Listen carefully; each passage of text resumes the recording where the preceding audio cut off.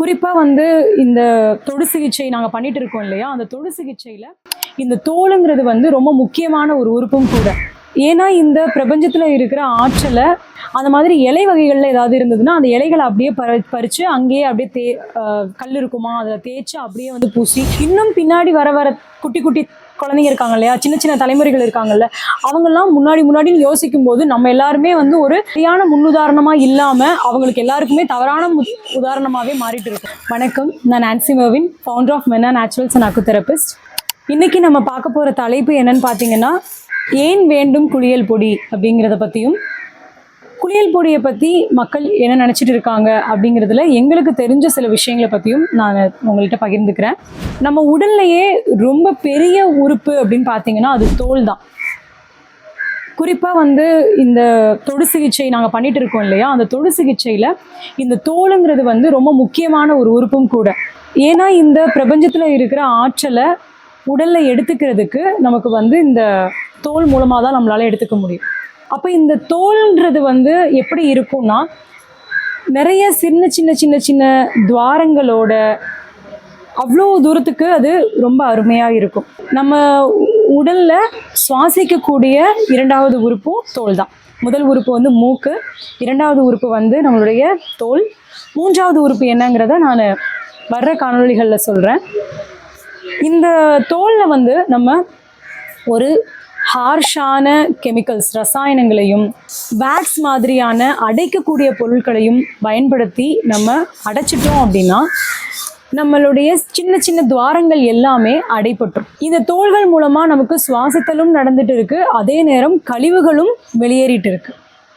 இப்போ நம்ம இந்த துவாரங்களை அடைக்கும் போது நமக்கு சுவாசமும் தடைப்படுது, அதே மாதிரி நம்மளோட கழிவுகள் வெளியேற்றமும் தடைப்படுது. இது எல்லாத்துக்கும் வந்து தீர்வு அப்படின்னு யோசிக்கும் போது நமக்கு குளியல் பொடி தான்.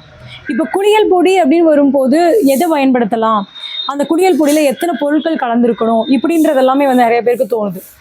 நீங்கள் கொஞ்சம் கொஞ்சமாக முன்னாடி யோசிச்சு பாருங்கள்.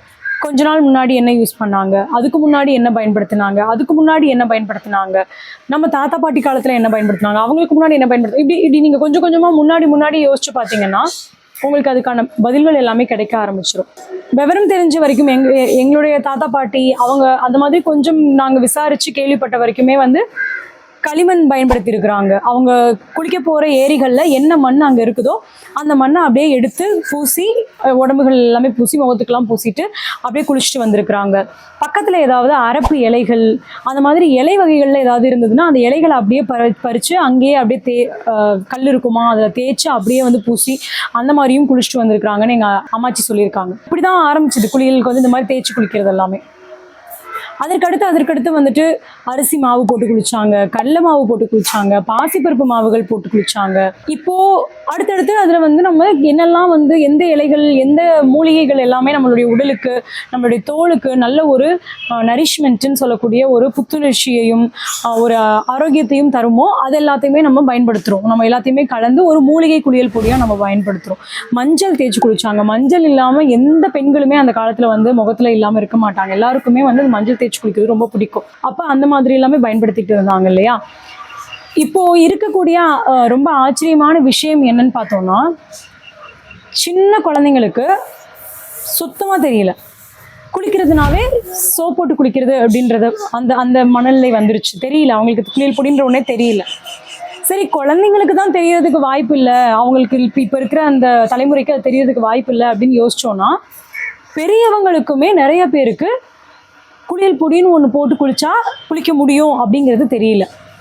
ஏன் இந்த மாதிரி சொல்கிறேன் அப்படின்னா, நம்மளுடைய கடைக்கு பொருட்கள் வாங்க வர நிறைய பேரில் நலங்கு மாவு இருக்குது, குளியல் பொடி இருக்குது அப்படின்னு நம்ம சொல்கிறோன்னா அவங்க கேட்பாங்க, இந்த குளியல் பொடியை சோப்பு போட்டதுக்கப்புறம் போடணுமா, சோப்புக்கு முன்னாடி போடணுமா அப்படின்னு கேட்பாங்க.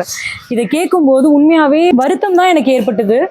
ஏன்னா வந்து குளியல் பொடின்ற ஒன்றை சோப்புக்கு பதிலாக பயன்படுத்தணுங்கிறதே நிறைய பேருக்கு தெரியல. சோப்புங்கிறதே தேவையில்லை, குளியல் பொடி மட்டும்தான் போட்டு நம்மளுடைய உடலில் வந்து குளிச்சுக்கலாம் அப்படிங்கிறதே நிறைய பேருக்கு தெரியல. நம்ம கடைக்கு வர நம்ம வழக்கமான ஒரு தம்பி இருக்காப்புல, அவர் வந்து என்ன பண்ணாங்கன்னா, எனக்கு குளியல் பொடி வேணும் அப்படின்னு சொன்னாப்புல. சரின்னு 1/4 கிலோ குளியல் பொடி கொடுத்து விட்டோம். ஒரு வாரம் கழிச்சு அவரை சந்திக்கக்கூடிய ஒரு சூழ்நிலை வந்துச்சு. அப்ப அவர்கிட்ட கேட்டோம், என்ன தம்பி குளியல் பொடி பயன்படுத்தினீங்களா? ஆமா, குளியல் பொடி பயன்படுத்தினேங்க்கா. குளியல் பொடி நல்லதா, சோப்பு நல்லதா அப்படின்னு கேட்டாப்புல. நம்ம கடையில் சோப்பு இருக்குது இல்லையா, அதனால கேட்டாங்க ரெண்டில் எது நல்லதுன்னு சொல்லி. நாங்கள் சில விளக்கங்கள்லாம் சொன்னோம். சோப்பில் வந்து நிறைய பேர் இப்போ அவசரமாக போகிறனால எங்களுக்கு சோப்பு வேணும்னு பிடிவாதம் பண்ணுறாங்கப்பா, அதனால சோப்பு ரெடி பண்ணுறோம். ஆனால் சோப்பு வந்து சோப் பேஸ் அந்த மாதிரி கிளிசரின் அந்த மாதிரி வேற எந்த ஒரு இதுவுமே போடாமல் சுத்தமான எண்ணெய்களில் நம்ம செய்கிறோம்ப்பா, அது அதோட பெனிஃபிட்டு. ஆனால் நாங்கள் வந்து குளியல் பொடியை தான் பரிந்துரைக்கிறோம். யாருக்கும் தேவைன்னா நம்ம குளியல் பொடி பயன்படுத்தும் போது நம்மளுடைய உடலும் நம்மளுடைய தோள்களோ ரொம்ப ஒரு புத்துணர்ச்சி அடையும், நல்ல ஒரு சுவாசம் நடக்கும். அதனால நம்ம வந்து குளியல் பொடியை தான்ப்பா பரிந்துரைக்கிறோம். நீங்கள் வாங்கின குளியல் பொடியை பத்திரமா நல்லா டைட்டாக வச்சுக்கோங்கப்பா, அது உங்களுக்கு நல்ல நிறைய நாளைக்கு வரும் அப்படின்னு சொன்னேன். அப்போ அவர் ஒரு பதில் சொன்னார், குளியல் பொடியை பத்திரமா வைக்கவா, நான் வாங்கிட்டு வந்த பொடி காலியாக போகுதுக்கா, இன்னும் கொஞ்சம் தான் இருக்குது அப்படின்னு சொன்னாப்புல. எனக்குலாம் ரொம்ப தூக்கி வாரி போட்டுருச்சு. என்ன சொல்கிறாரு, ஒரு வாரம் தான் ஆகுது, 1/4 கிலோ வாங்கிட்டு வந்தாங்க, இன்னும் கொஞ்சம் தான் இருக்குன்னு சொல்கிறீங்களேன்னு சொல்லிட்டு நான் கேட்டேன், என்னம்மா பண்ணீங்க குளியல் பொடியை அப்படின்னு கேட்கும்போது அவங்க சொல்கிறாங்க, அவங்களுக்கே தெரியல அதை எப்படி பயன்படுத்தணும்னு அவங்களுக்கு தெரியல. அவங்க என்ன பண்ணியிருக்காங்கன்னா நிறைய அள்ளி அள்ளி போட்டு நம்ம மண்ணெல்லாம் எடுத்து மண் குளியல் பண்ணும்போது பூசிப்பாங்க இல்லையா, உடம்பு ஃபுல்லாக பூசிட்டு ஃபுல்லாக ஒரு பேக் போட்ட மாதிரி ஃபுல்லாக இருக்குல்ல, அந்த மாதிரி அவங்க வந்து குளியல் பொடியை பயன்படுத்தியிருக்காங்க. குளியல் பொடியை அவ்வளோலாம் நீங்கள் எடுத்து பயன்படுத்தணும்னு அவசியமே இல்லை. தாராளமாக ஒருத்தர் மட்டுமே பயன்படுத்தினா நமக்கு 1/4 கிலோ குளியல் பொடி வந்து ஒரு 1.5 மாதம் வரைக்கும் கூட தாராளமாக வரும். நம்ம என்ன பண்ணணும்னா, நான் உங்களுக்கு இந்த காணொலியோட முடிவுலையே வந்து ஒரு ஆளுக்கு எவ்வளோ குளியல் பொடி எடுக்கலாம் அப்படிங்கிறதெல்லாம் நான் காட்டுறேன். அந்த மாதிரி குறைந்த அளவு நம்ம குளியல் பொடி எடுத்துட்டு தண்ணியில் கரைச்சிட்டு அந்த குளியல் பொடியை நல்லா மிதமாக எடுத்து உடம்புகளில் நல்லா இப்படி அழகாக தேய்ச்சி குளித்தோம்னாவே நமக்கு ரொம்ப ஒரு அருமையான புத்துணர்ச்சி கிடைக்கும், அருமையான மனம் இருக்கும். இது மட்டும் இல்லாமல் நீங்கள் வெறும் கடலை மாவு தேய்ச்சி குளிக்கலாம், பாசிப்பயிறு மாவு தேய்ச்சி குளிக்கலாம், ரோஜா இதழ்கள் இருக்கு இல்லையா, அதை வந்து பவுடர் பண்ணி இந்த பாசிப்பருப்பு மாவோடு போட்டு அது மாதிரி குளிக்கலாம். நிறைய விதங்களில் நம்ம குளிக்க முடியும். நம்ம என்ன சொல்கிறோன்னா, நம்ம அந்த உடலில் அந்த தோள்களை அடைக்காதபடிக்கு நம்ம ஒரு உராய்வு தன்மைக்காக ஒரு பவுடர் போட்டு நம்ம குளிச்சுக்கிறோன்னு சொல்கிறோம். இதை வந்து முதல்ல நம்ம குழந்தைங்களுக்கெல்லாம் பழக்கப்படுத்துங்க. குளியல் பொடின்னு ஒன்று இருக்குது, அது சோப்புக்கு முன்னாடியும் பயன்படுத்த தேவையில்லை, சோப்புக்கு பின்னாடியும் பயன்படுத்த தேவையில்லை, சோப்புக்கு பதிலாக குளியல் பொடியை பயன்படுத்த முடியும். அதை நம்ம குறைந்த அளவே எடுத்து நம்ம பயன்படுத்திக்க முடியும். அதை எப்படி பயன்படுத்தணும், இதை எல்லாமே நம்மளுடைய குழந்தைங்களுக்கு சொல்லிக் கொடுங்க. இப்போது ஒரு குறிப்பிட்ட தலைமுறை வரைக்குமே அவங்களுக்கு முன்னாடி என்ன பண்ணாங்கிறத நம்மளால யோசிக்க முடியுது.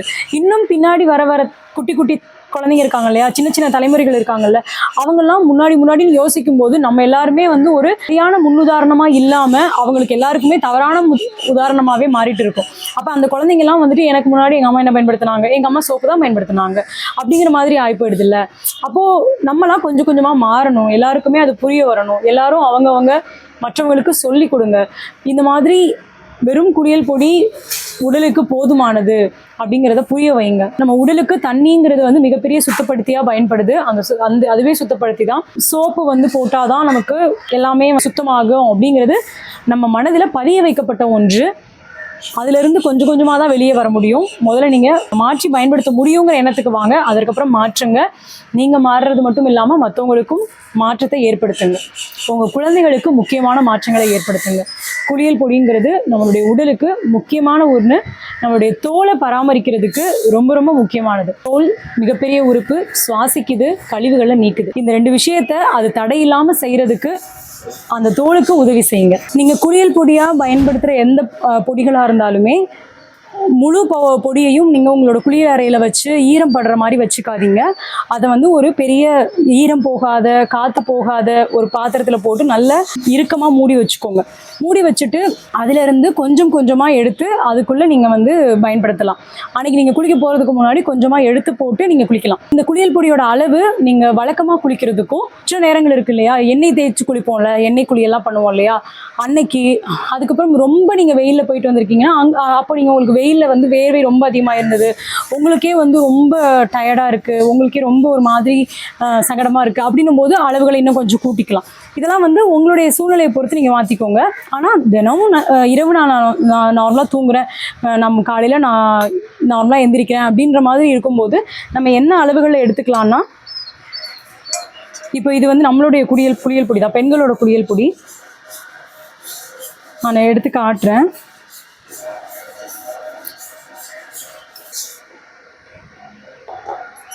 இந்த அளவுக்கு எடுத்துக்கலாம். இது வந்து நம்ம தண்ணி ஊற்றுறோம்ல, ரொம்ப தண்ணியாக இருந்ததுன்னா உங்களுக்கு தேய்க்க முடியாது. உங்களுக்கு அது பழக்கம் வேற இல்லாதனால நிறைய பேருக்கு தேய்க்க முடியாது. அப்போ நம்ம என்ன பண்ணுவோம்னா, இதெல்லாமே முதல்ல ஒரு 2-3 தடவை நீங்கள் பண்ணும்போது பழக்கமாயிடும்.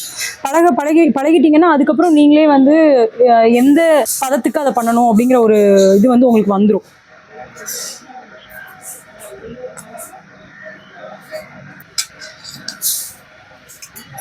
இதை வந்து வாங்கி இந்த மாதிரி கரைச்சிட்டிங்கன்னா உங்களுக்கு அது வீணாயிடும். அதனால் நீங்கள் கரைக்காததுக்கு முன்னாடியே அளவாக எடுத்துக்கோங்க. ஒரு நாள் நீங்கள் பண்ணி பார்த்துட்டு உங்களுக்கு அதோட அளவு பத்தலை, அதிகமாக வேணும் அப்படின்னா நீங்கள் அடுத்த நாள் கூட்டிக்கலாம். இல்லை அதிகமாக செஞ்சிட்டிங்கன்னா அது வந்து வீண் தானே, அதனால் அடுத்தடுத்த நாட்களில் நீங்கள் அதை அதிகம் பண்ணி பழகிக்கலாம் தேவைப்பட்டா.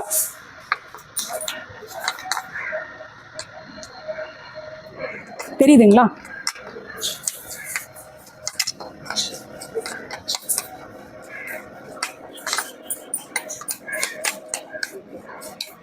இந்த மாதிரி நீங்கள் பதத்துக்கு பண்ணிக்கலாம்.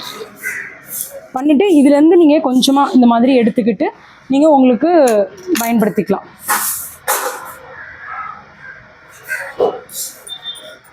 இந்த மாதிரி நீங்கள் போட்டு ஃபுல்லாகவே தேய்ச்சிக்கலாம். இந்த மாதிரி தேய்ச்சிட்டு நீங்கள் எப்பயும் போல் வாஷ் பண்ணிக்கலாம். இது சோப்புக்கு முன்னாடியும் இல்லை, சோப்புக்கு பின்னாடியும் இல்லை, சோப்புக்கு பதிலாக நம்ம வந்து குளியல் பொடியை போட்டு பயன்படுத்துறதுக்கான முறையை இன்றைக்கி நான் உங்களுக்கு காமிச்சிருக்கிறேன். இது வந்து நீங்கள் ஒரு நலங்கு மாவா மூலிகை குளியல் பொடியாக நீங்கள் பயன்படுத்துகிறீங்க, செஞ்சுருக்கீங்க, உங்கள் வீட்டில் செஞ்சு வச்சுருக்கீங்க, இல்லை எங்கேயோ வாங்கியிருக்கீங்க அப்படின்னா அதை நீங்கள் ஃபேஸ் பேக் மாதிரி கூட போட்டு ஒரு 20 நிமிஷம் வச்சுருந்துட்டு அதுக்கப்புறம் மூஞ்சி வந்து சில்லான தண்ணியில் வந்து கழுவிக்கலாம். அது வந்து நீங்கள் கூட கொஞ்சம் நேரம் வச்சுருந்து கூட கழுவிக்கலாம். ஆனால் அது அவசரமாக கிளம்புறோம், எங்களுக்கு அதுக்கெலாம் இது இல்லைன்னா நீங்கள் இந்த மாதிரியே பண்ணிட்டு போயிடலாம். இது இப்போ கழுவியாச்சு பார்த்தீங்களா? ஸோ இது ஒரு நல்ல ஒரு மூலிகை நிறையா போட்டு அந்த மாதிரி குளியல் பொடியாக நம்ம சரியான பக்குவத்தில் செய்யும்போது அது ஒரு நல்ல ஒரு க்ளோயிங் ஸ்கின்னையே கொடுக்குது. நாங்களுமே அதை கவனிச்சுட்டே தான் வரோம். நிறைய பேர் அதை சொல்கிறாங்க. அவங்ககிட்ட வாங்கினாருன்னு சொன்னேன் இல்லையா ஒரு தம்பி, அந்த தம்பிக்கு வந்து திடீர்னு ஏன் குளியல் பொடி பயன்படுத்தணும்னு தோணுச்சுன்னா அவங்க ஏதோ அரிச்சிட்டே இருந்தது, இச்சிங் மாதிரி இருந்தது, அதனால நான் வாங்கினேன் அப்படின்னு சொன்னாப்புல. அப்போ நான் கேட்டேன் அதை பயன்படுத்துறதுக்கப்புறம் ஏதாவது வித்தியாசம் தெரிஞ்சதா அப்படின்னு. அந்த அரிப்பு நல்லபடியாக குணமாக இருக்குது, ஆனால் எனக்கு வந்து அதை தொடர்ந்து பயன்படுத்த தெரியல அப்படின்னு சொன்னாப்புல. அப்புறம் தான் நம்ம திருப்பி இந்த மாதிரி பயன்படுத்துங்கன்னு சொன்னதுக்கப்புறம் அவங்க வந்து அதை எப்படி பயன்படுத்தணும்னு தெரிஞ்சுக்கிட்டு அதுக்கப்புறம் பண்ண ஆரம்பிச்சாங்க. அவங்களுக்கு நல்ல ஒரு வித்தியாசம் தெரிஞ்சுது அப்படின்னு சொன்னாங்க. இதுதான் நம்ம வந்து குளியல் பொடி தான் பயன்படுத்தணும்னு அவசியம் இல்லை, மூலிகை குளியல் பொடி தான் பயன்படுத்தணும்னு அவசியம் இல்லை. நிறைய மாற்றுகள் இருக்குது. நிறைய விதங்களில் வந்து நம்ம மாற்றி குளியல் பொடியை பயன்படுத்தலாம். இந்த குளியல் பொடியை பற்றி தெரியாமல் இருப்பாங்க இல்லையா, குளியல் பொடின்ற ஒன்று எப்படி பயன்படுத்தணும்னு, அவங்களுக்கெல்லாம் இந்த வீடியோ வந்து ஷேர் பண்ணி கொடுங்க.